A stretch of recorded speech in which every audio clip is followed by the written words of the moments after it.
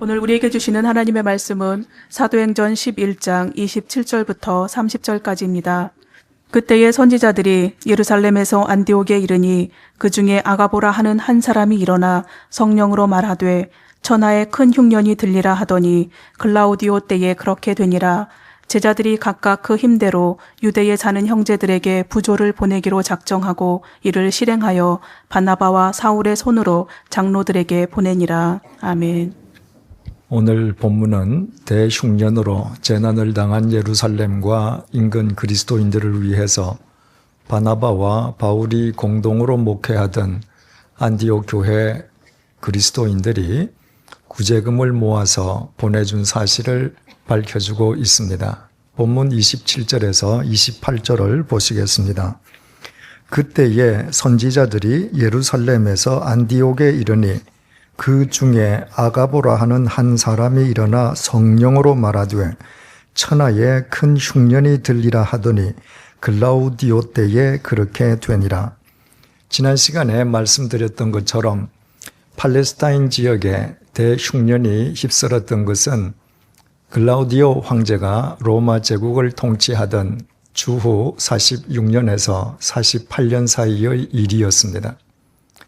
만약 오늘 본문의 핵심이 지방의 작은 교회가 중앙 모 교회 교인들을 위해서 구제금을 보낸 사실 자체를 증언하는 것이라면 그 일이 글라우디오 황제 때에 일어났었다는 것을 전하는 것만으로도 충분합니다.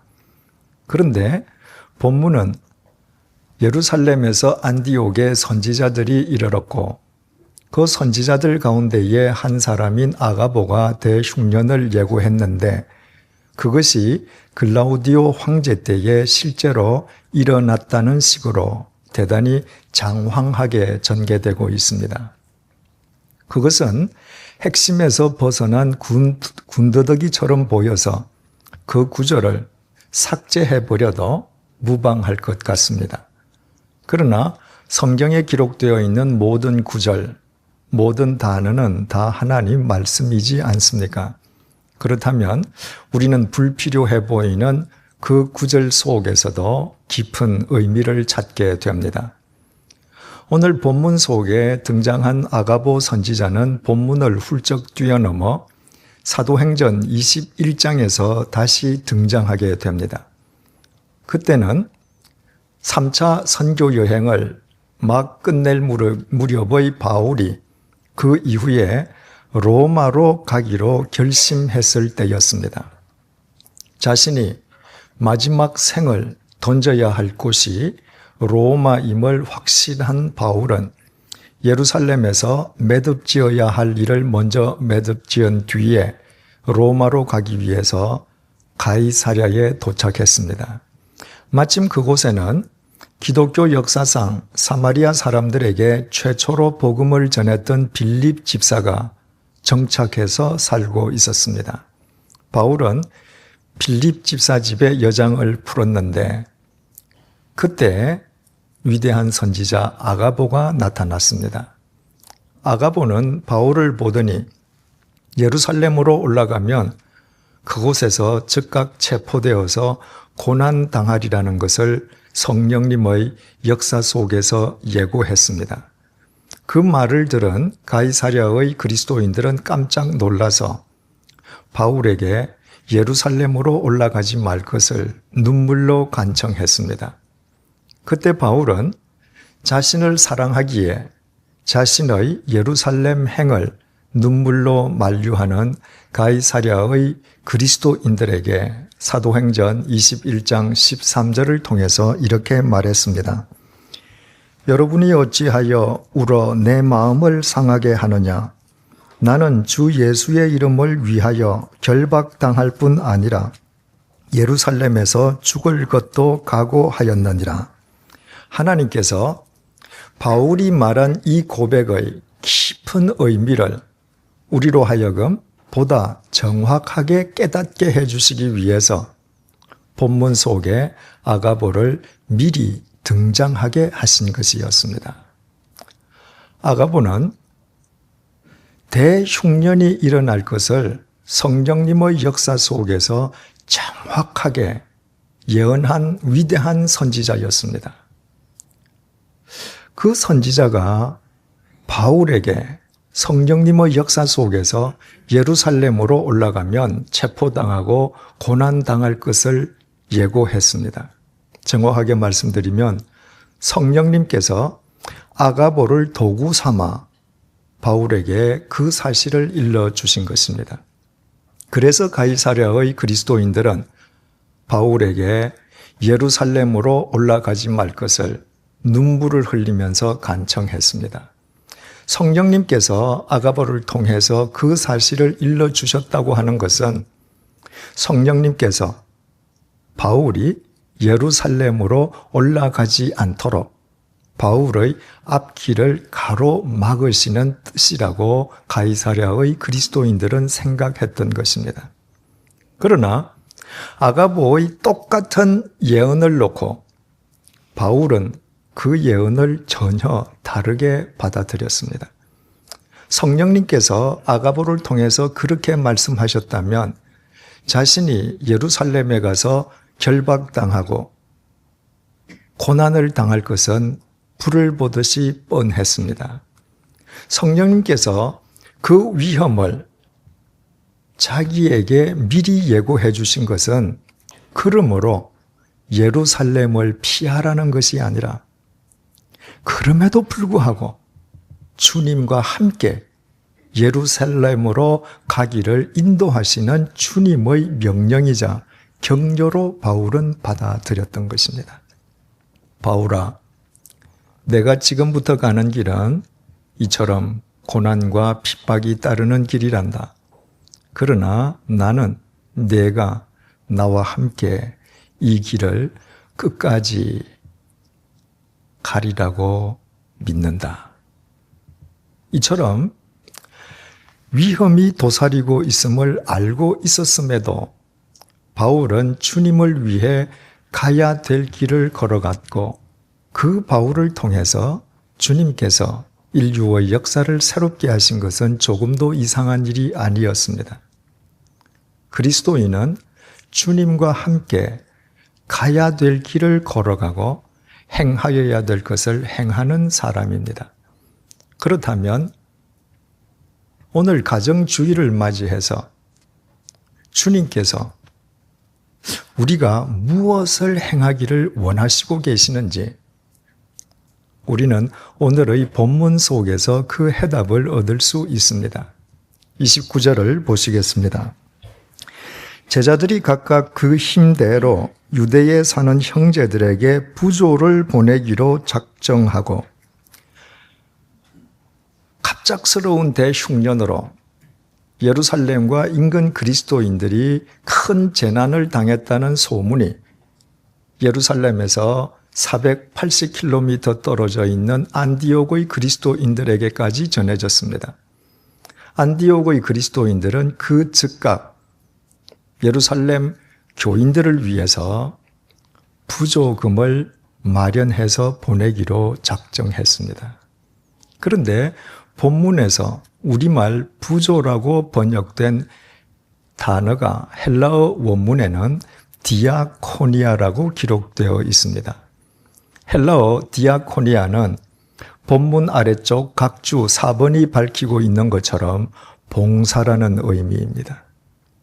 그런데 본문 속에서는 봉사라는 그 단어가 돈의 의미로 사용되었습니다. 그리고 바나바와 바울이 안디옥 교회 교인들이 모금한 부조를 예루살렘 교회에 전해주고 난 뒤에 되돌아올 때의 상황을 전해주는 사도행전 12장 25절 역시 이렇게 증언하고 있습니다. 바나바와 사울이 부조하는 일을 마치고 마가라 하는 요한을 데리고 예루살렘에서 돌아오니라. 여기에서 부조하는 일이라는 표현 역시 헬라어 원문에는 디아코니아, 봉사로 기록되어 있습니다. 안디옥 교회 교인들은 봉사와 돈을 구별하지 않았습니다. 갑작스럽게 재난을 당한 이재민을 위한 봉사는 여러 형태로 나타날 수 있습니다. 멀리서 위문품을 보낼 수도 있고, 직접 찾아가서 손과 발로 일을 도울 수도 있고, 이재민의 손을 따뜻하게 잡아주고 격려의 말을 전해줄 수도 있습니다. 그러나 갑작스럽게 재난을 당한 이재민을 위한 가장 큰 봉사는 내 주머니의 돈을 나누는 것입니다. 갑작스럽게 재난을 당한 사람은 그 각각의 사람의 사정이 다 틀리기에 그 개개인이 가장 절박하게 필요로 하는 것이 무엇인지는 당사자밖에 알 수 없기 때문입니다. 그래서 안디옥 교회 교인들이 갑작스럽게 재난을 당한 예루살렘 그리스도인들을 위해서 섣불리 위문품을 보내지 않고 돈을 모아 보낸 뒤에 그 돈 자체를 봉사로 간주한 그들의 신앙의 태도는 우리에게 큰 교훈을 던져주고 있습니다. 예수님을 배신했던 가롯 유다는 스스로 목매어 자살하는 것으로 자신의 생을 마감했습니다. 예수님의 부활 승천 뒤에 초대교회 교인들은 자살한 가롯 유다를 대신할 사도를 보선하기로 했습니다. 교인들은 교인들 가운데에서 먼저 요셉과 마띠아 두 사람을 최종 후보로 선정하고 그 두 사람으로 하여금 제비 뽑기를 통해서 마띠아를 보선하게 됩니다. 그런데 예루살렘 초대교회 교인들은 마지막 최종 후보인 요셉과 마띠아로 하여금 제비 뽑기를 실행하게 하기 전에 하나님 앞에 이렇게 기도를 드렸습니다. 사도행전 1장 24절에서 25절 내용입니다. 뭇 사람의 마음을 아시는 주여, 이 두 사람 중에 누가 주님께 택하신 바 되어 봉사와 및 사도의 직무를 대신할 자인지를 보이시옵소서. 본문에서 봉사라고 번역된 헬라어 단어 역시 디아코니아입니다. 초대교회 교인들은 사도의 첫 번째 의무를 봉사로 간주했습니다. 우리는 모두 이 시대를 위해서 주님으로부터 부름받은 이 시대의 사도들인 그리스도인들입니다. 그러므로 그리스도인들인 우리들의 첫 번째 의무 역시 봉사라는 사실을 알게 됩니다. 우리는 세상과 격리된 수도원 속에서 사는 수도사들이 아닙니다. 우리는 이 세상 속에서 주님의 말씀을 쫓아 살아가는 그리스도인들입니다. 그러므로 우리의 봉사는 예배당 안에만 국한되는 것이 아니라 반드시 예배당 밖 세상을 향해야 합니다. 대한민국의 국민으로서 나라와 사회에 대한 봉사의 의무를 다해야 하는 것입니다. 내 집 앞 길거리를 쓸고 교통법규를 준수하고 약한 사람을 돕는 것도 훌륭한 사회봉사일 수 있습니다. 그러나 봉사와 돈을 구별하지 않는 오늘의 본문 앞에서 그리스도인이 나라와 사회를 위해서 행할 수 있는 가장 큰 나눔의 봉사 역시 내 주머니의 돈을 나누는 것임을 우리는 깨닫게 됩니다.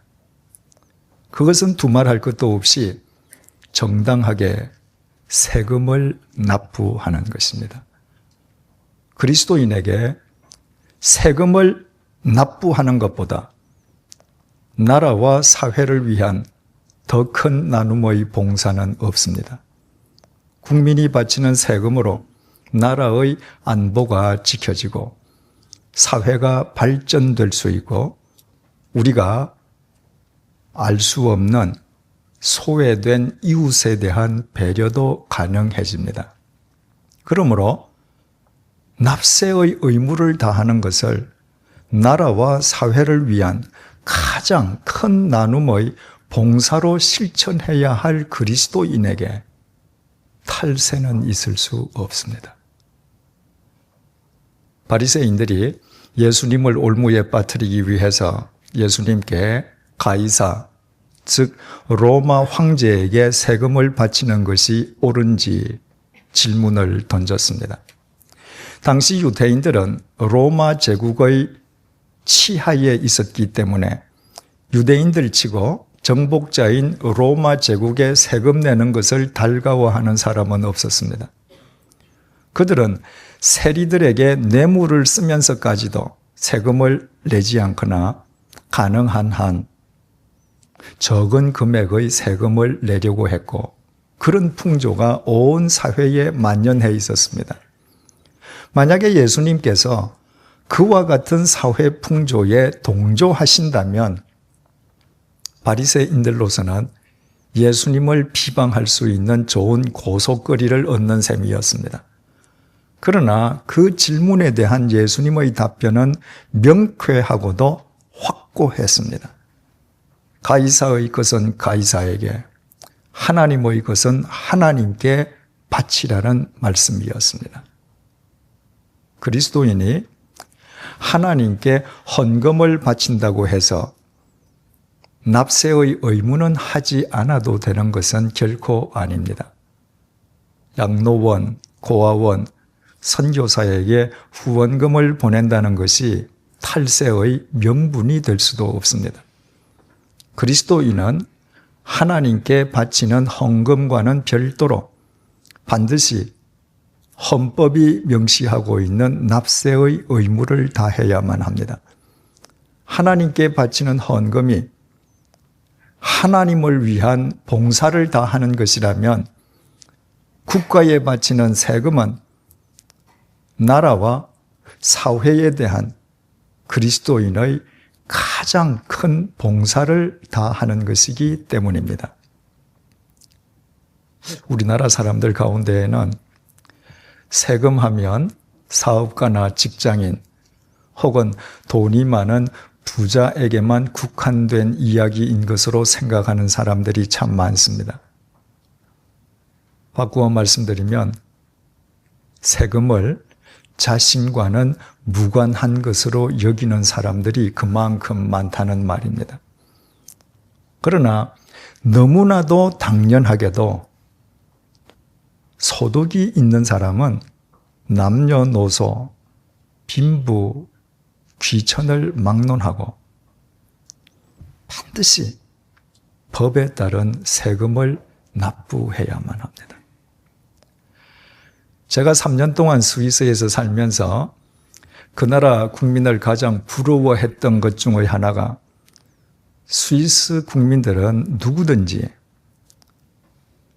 납세의 의무를 당연한 것으로 받아들이고 기꺼이 세금을 납부한다는 것입니다. 스위스에서는 길거리에서 포장마차 가게를 운영하는 사람도 세금을 납부합니다. 대학생이 방학 기간 동안에 아르바이트를 통해서 얻은 수입도 면세점을 초과하면 자발적으로 세금을 납부합니다. 심지어는 가정주부가 자기 집에서 꽃꽂이 강습이나 외국어 강습을 통해서 개인적으로 얻는 소득에 대해서도 자발적으로 세금을 납부합니다. 스위스에서는 길거리에서 포장마차 가게를 운영하기 위해서는 반드시 관계 당국의 허가를 받아야만 합니다. 그러므로 관계 당국의 감독 하에 있는 포장마차 가게 주인은 어쩔 수 없이 세금을 낸다고 생각할 수도 있습니다. 그러나 대학생이 아르바이트를 통해서 얻는 수입, 가정주부가 집에서 개인적인 일을 통해서 얻는 수입은 세금 추적이 불가능하므로 세금을 내지 않는다 한들 누구도 알 수 없고 누구도 욕할 수 없습니다. 그럼에도 불구하고 그분들은 철저하게 자기 소득에 대해서 자발적으로 세금을 납부합니다. 스위스가 16세기에 종교 개혁이 만개했던 나라로서 그 나라의 국기 자체가 십자가임을 감안한다면 그 나라 백성들이 세금 납부를 나라와 사회를 위한 가장 큰 나눔의 봉사로 삶을 통해 실천하는 것은 오히려 당연한 일이라 할 수 있겠습니다. 우리나라의 경우는 어떻겠습니까? 서울 시내 중심가의 포장마차 권리금은 엄청난 금액을 호가하는 것으로 알려지고 있습니다. 그만큼 수입이 많기 때문입니다. 서울 시내 중심가에서 포장마차 가게를 운영하는 분 가운데에 세금을 납부하는 분이 몇 분이나 되겠습니까? 자유직업이나 개인 강습 등을 통해서 얻은 수입에 대해서 세금을 납부하려고 하는 주부는 또 몇 명이나 되겠습니까? 아르바이트를 통해서 얻은 자기 수입을 세금과 관련지어서 생각하는 대학생이 이 땅에 단 한 명이라도 있겠습니까? 그 모든 분들이 그리스도인이 아니어서 그처럼 헌법에 명시되어 있는 납세의 의무를 소홀히 하겠습니까? 그렇지 않습니다. 그분들 가운데에도 4분의 1은 분명히 그리스도인들일 것입니다. 세금에 관한 한 그리스도인과 비그리스도인 사이에 아무런 차이가 없는 것입니다. 헌법에 명시되어 있는 납세의 의무를 다하지 않고서도 그리스도인은 전혀 양심의 갈등이나 가책을 느끼지 않는 것입니다. 이런 관점에서 우리나라는 아직 선진국이 되려면 턱없이 멀었습니다. 선진국이냐 아니냐 판가름하는 첫 번째 척도가 그 나라 국민이 얼마나 납세의 의무에 충실하느냐 하는 것입니다. 선진국은 거저 되는 것이 아니라 값비싼 경비를 치러야 하기 때문입니다. 사랑하는 내 자식들이 대대손손 살아갈 우리나라를 정의로운 선진국으로 만들어서 자식들에게 물려주는 것보다 더 큰 자식 사랑은 없습니다. 우리 자식들에게 불의한 나라를 물려준다고 하는 것은 우리 자식들로 하여금 그 불의한 나라 속에서 불의하게 살아갈 것을 조장하는 것을 의미하기에 그것은 부모로서의 책임을 유기하는 것입니다. 제 경우의 이야기를 드리는 것을 양해해 주시기 바랍니다. 제가 20여 년 전에 주님의 교회를 시작하면서 교회에서 받는 신수금에 대해서 당시 교회가 있던 관할 세무서인 강남 세무서에 갑근세를 자진 납부하려고 했을 때 세무서 직원은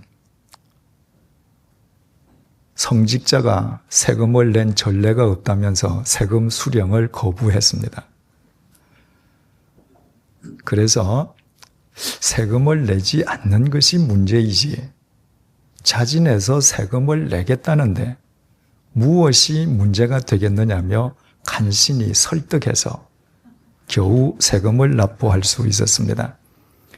2005년도에 우리 교회가 설립된 이후에 마포 세무서에서도 똑같은 과정을 겪었습니다. 제가 세무서 직원들을 설득하면서까지 제 동력자들과 함께 세금을 자진해서 납부하는 데에는 이유가 있습니다. 첫째로 저는 세금을 감면받는 목사이기 이전에 대한민국 헌법에 명시되어 있는 납세의 의무를 다해야 하는 대한민국 국민이기 때문이고, 두 번째는 그리스도인으로서 납세의 의무를 다하는 것이 나라와 사회를 위한 가장 큰 나눔의 봉사임을 알기 때문이고, 마지막으로는 제가 세금을 납부해야 이 땅의 그리스도인들에게 탈세하지 말라고 말할 수 있기 때문입니다. 현행 세법에 의하면 부양가족이 없는 독신자의 경우에 월간 근로소득이 79만 5천 원 미만이면 세금을 납부하지 않습니다. 부양가족이 없는 독신자라는 의미는 세법상 문자 그대로 혼자 사는 독신자일 수도 있고, 직장 생활을 하는 남편의 아내나 자식일 수도 있습니다. 직장 생활을 하는 남자의 아내나 자식은 그 남자의 부양가족으로 속해 있기 때문에 그 경우의 주부나 자식이 자기 스스로 근로를 통해서 별도 소득을 갖게 되면 그는 부양가족이 없는 독신자로서의 세금을 납부해야 되는 것입니다. 그 경우에 월 소득이 79만 5천 원을 넘는 순간부터 세금을 납부해야 되는데, 월간 소득이 79만 5천 원에서 80만 원 사이인 사람이 납부해야 되는 세금은 30원입니다. 월간 소득이 100만 원에 달하는 사람이 납부해야 될 세금은 2,410원입니다. 그 금액은 자기 소득의 0.0037%에서 0.24%에 불과한 대수롭지 않은 작은 금액입니다. 그러나 그 작은 금액을 자신이 마땅히 납부해야 될 의무로 생각하는 사람과 그렇게 생각하지 않는 사람은 엄청난 차이를 갖게 됩니다.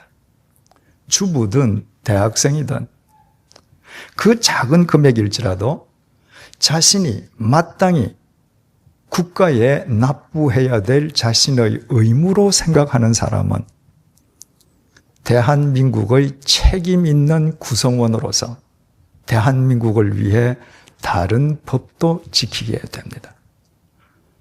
그러나 그 작은 금액의 세금도 아예 납부하려고 생각조차 하지 않는 사람은 일평생 나라와 다른 사람이 자신을 위해서 무엇인가를 해주기만을 바랄 뿐 자기 스스로가 나라와 다른 사람을 위해 무엇인가는 하려 하지 않는 마음으로 다른 법도 지키지 않으면서 공익을 무시하고 살게 됩니다. 납세의 의무를 다하는 것이 나라와 사회에 대한 가장 큰 봉사의 첫걸음이 된다고 하는 것은 아무리 강조해도 지나침이 없습니다.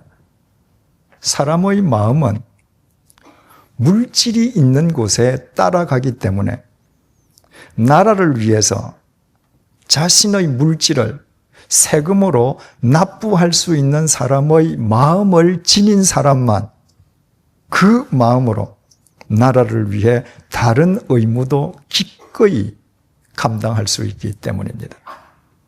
그러므로 무릇 그리스도인들은 자신의 소득에 대해서 법에 따라 정직한 세금을 납부해야 하고, 크리스천 세무 공무원들은 어떤 경우에도 세금을 자기 개인의 치부를 위한 수단으로 삼아서는 안 될 것입니다. 이 땅의 그리스도인들이 그렇게 살아갈 때 바로 그리스도인인 우리를 통해서 이 나라는 맑고 투명하고 정의로운 선진국으로 일구어져 가게 될 것입니다. 오늘은 가정주일입니다. 해마다 가정주일이 되면 부모 공경, 자식 사랑, 형제 우애가 강조됩니다. 그러나 그런 것은 세상 사람들도 똑같이 강조하는 가치가 아닙니까? 만약 주님을 믿는 우리의 가정마저도 그런 것만을 절대적인 가치로 삼는다면 주님을 믿는다는 우리 가정 역시도 우리 식구, 내 가족만을 생각하는 이기적인 집단으로 전락하지 않겠습니까? 우리의 가정마저 그렇게 되어서야 이기적인 가정만 모여있는 이 나라의 미래가 지금보다 날이 갈수록 훨씬 더 암울해질 것은 의심할 여지도 없습니다. 그렇다면 오늘 가정주의를 맞아 주님을 믿는 그리스도인들인 우리는 우리의 가정에 대해서 새로운 인식을 지녀야 하지 않겠습니까? 하나님께서는 태초에 나라를 만들지 않으셨습니다. 태초에 사회를 만드시지도 않았습니다. 하나님께서는 태초에 가정을 만드셨습니다. 가정이 사회와 국가의 출발점이기 때문입니다. 가정이 모여서 사회를 이루고 국가가 됩니다. 그러므로 건강한 나라는 그 나라를 이루고 있는 가정들이 건강한 나라요. 병든 나라는 그 나라를 구성하는 가정들이 병든 나라입니다. 정의로운 나라는 그 나라를 이루고 있는 가정들이 정의의 시발점이 되는 나라요. 불의한 나라는 그 나라를 구성하고 있는 가정들이 불의와 친숙한 나라입니다. 그렇다면 오늘 가정주의를 맞이해서 그리스도인인 우리가 우리의 가정을 어떻게 세우고 지켜야 할 것인지 이제 그 해답을 얻을 수 있습니다. 스위스의 대학생들과 주부들이 아르바이트를 통해서 혹은 집에서 개인 활동을 통해서 얻은 소득에 대해서까지 자진해서 철저하게 세금을 납부하는 것은 그들이 어릴 때부터 그런 가정에서 그렇게 보고 자랐기 때문입니다. 스위스 국민들이 전 세계에서 가장 법을 철저하게 지키고 공익을 최우선시하고 온 스위스의 산하를 자신들의 생명처럼 소중하게 가꾸는 것은 어릴 때부터 그런 가정에서 그렇게 보고 자랐기 때문입니다. 오늘날 대부분의 우리나라 국민들이 세금에 대한 의식이 희박하고 공익을 마구 짓밟는 것은 어릴 때부터 그런 가정에서 그렇게 보고 배웠기 때문입니다. 사랑하는 교우 여러분, 더 이상 이렇게 살 수는 없지 않겠습니까? 우리 모두 가정주의를 맞이해서 우리의 가정이 참된 신앙의 출발점이 되게 하십시다.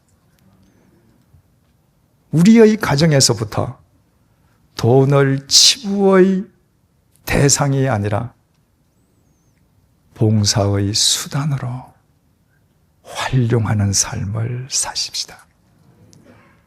납세의 의무를 다하는 것을 나라와 사회를 위한 가장 큰 봉사임이 우리의 가정에서부터 일상사가 되게 하므로 우리의 가정이 법과 공익을 존중하는 정의의 산실이 되게 하십시다.